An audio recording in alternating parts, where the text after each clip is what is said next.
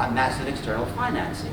And should the settlements ever have to survive on their own merits, as the Palestinians do, quote, the venture will collapse like a pricked balloon. The conclusion of this early U.S. intelligence report was, however, naive, or at least was premature. Now that the world, quote, has seen the level to which the Nazi creed has carried the nations, it reasoned that the Zionists, quote, are doomed to find themselves an anachronism. I'd like to say a quick word about all these Zionist-Nazi parallels. For the record, I myself do not make the parallel unless there is some historical reason for doing so. If anyone is interested in my reason for that, please ask me afterwards. In general, most countries did not open their doors to the survivors of World War II as they should have, the United States among them. And this is cited as a principal reason why Zionists sought to increase Jewish immigration to Palestine. But this is a ruse. Most Zionist leaders did not want Jews to have any option but Palestine and thwarted safe haven elsewhere. The settler project needed them as facts. As but one example of one of the better documented examples, in early 1944, President Roosevelt succeeded in principle in establishing 500,000 new homes for European DPs, more than half of these homes in the United States and Britain. U.S. Zionist leaders were outraged and sabotaged. When Roosevelt's aide, Morris Ernst, confronted U.S. Zionist leaders in an attempt to save the program, he was, in his words, I quote him, thrown out of parlors and accused of treason. Treason because Morris Ernst was Jewish and the Zionists owned Jews. As Ernst bitterly put it, the offer of new homes in the United States endangered what he called the Zionist pet thesis, that Jews must go only to Palestine. Nor were those already settled safe. In 1946, the Ashkenazi chief rabbi of Palestine, Yitzhak Herzog, went to Europe to forcibly remove orphans of Jewish background from their adoptive European families. Removing 10,000 children from their homes was the number he freely cited to the New York Times as his goal. In the British National Archives, I found a copy of his record of the trip. In it, Herzog complains of the fierce resistance that he met from horrified local Jewish leaders who tried to protect the children, but he used his political clout to circumvent them. In France, as one example, in France, facing the steadfast refusal of the local Jewish leaders to betray the children, Herzog said, I demanded promulgation of a law which would oblige every family to declare the particulars of the children in houses. Now I paraphrase, so that those of Jewish background could be exposed and put back in camps awaiting shipment to Palestine. To me, this is a Kafkaesque twist on Passover for these children who had just been spared the Nazis. Herzog's justification for the kidnappings was that for a child of Jewish background to be raised in a non-Jewish home is, quote, much worse than physical murder. Yet even this bizarre justification fails to explain what was actually happening, because at the same time, Herzog was rescuing children from this fate much worse than physical murder. His Jewish agency's colleagues were sabotaging Jewish adoptive homes in England for young survivors still in the camps. The real reason for it, of course, was that the children were needed to serve Zionism as facts on the ground. To that end, the Jewish agency had coerced President Truman to segregate Jewish DPs into Zionist-run camps, despite objections that it echoed Nazi behavior. The camps nurtured such fanaticism that it shocked a joint US-UK committee that visited them in 1946. Before these camps, the evidence is that few Jewish DPs wanted to go to Palestine.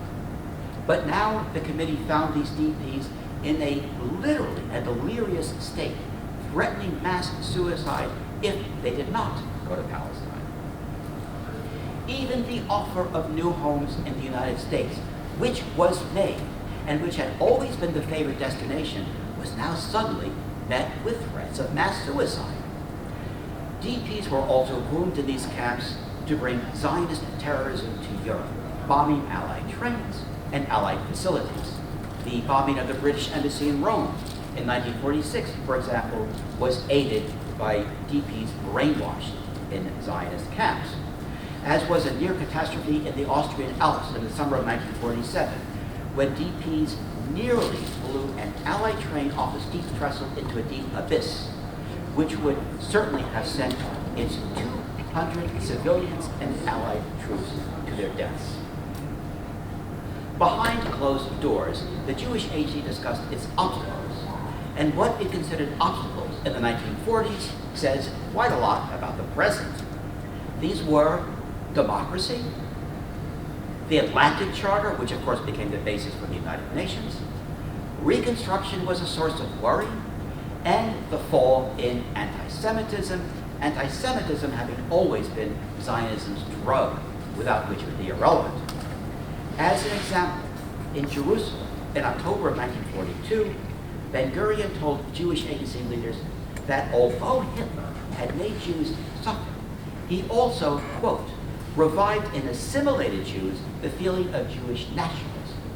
And we have exploited this feeling in favor of Zionism. But democracy remained a threat.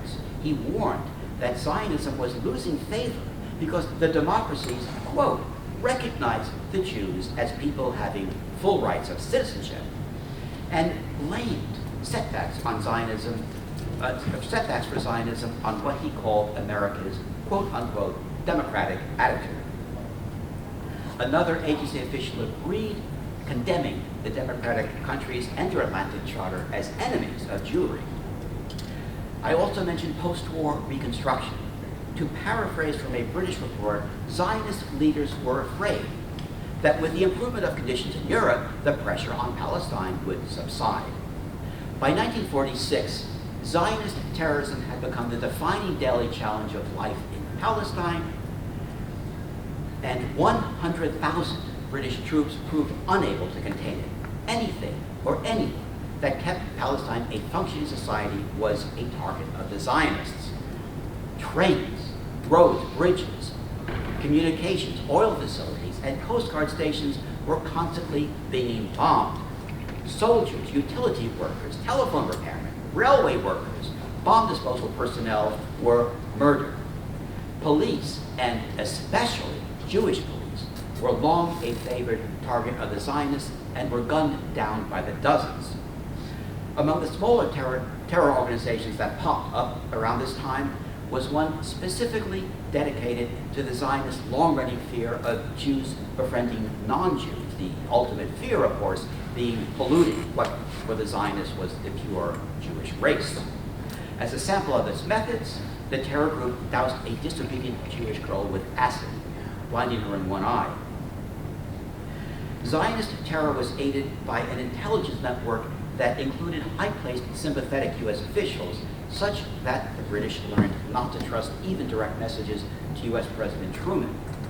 When the UN's Palestine Committee, UNSCOP, visited Palestine in the summer of 1947, the agency had already replaced the committee members' drivers with spies, had replaced the waiters at the main restaurant they frequented with spies, and most productively, sent 5 young women to serve at what they called a theater network of house attendants at the building where the UNSCOP committee, all of them men, were being housed. The young women were required to be smart and educated, but above all, in the agency's word, the young women were required to be daring. Whatever daring meant, they extracted a wealth of information from the key people who were about to decide Palestine's future. Jewish sex workers were involuntarily recruited as spies. They were told that upon the Zionist victory, which they were assured was imminent, they would be executed for cavorting with the enemy, but might be spared if they cooperated as spies now. The practice was so widespread that a standard questionnaire was printed up that the women were to fill out after each British customer. Illustrative of the degree to to which Zionist plans infiltrated the government and everyday life. A couple of months after one Coast Guard station was attacked and bombed by the Haganah, it blew up again, but this time the British were baffled because this time there had been no attack, it just blew up. They discovered that the construction crew that had rebuilt it after the previous attack were Haganah and had simply embedded explosives in the reconstruction. But the worst problem of infiltration was in the military service, where deadly sabotage by Zionist plants who had joined the forces led, tragically, to orders to remove all Jews from service in Palestine because there was no way to tell them from the Zionists. By 1948, this problem spread to key medical personnel. After the Jewish agency poisoned the water supply of Nakba with typhoid in order to expedite the ethnic cleansing of the city that, of course, lies on the Palestinian side of partition, the bacteriologist hired by the British proved to be a Haganah plant or sympathizer, an obstacle to the availability of the vaccine. The Exodus, as one example of violence against Jews, the Exodus, the iconic Zionist immigrant story, was timed for UNSCOP's visit to Palestine in the summer of '47. The British, posterity has it, sent the Exodus passengers back to their worst nightmare, Germany, destroying their last hope of a new life in their promised land. The reality, however, is that this was all grand theater, cynical marketing for the Zionist cause at the expense of Jewish survivors. Yet again,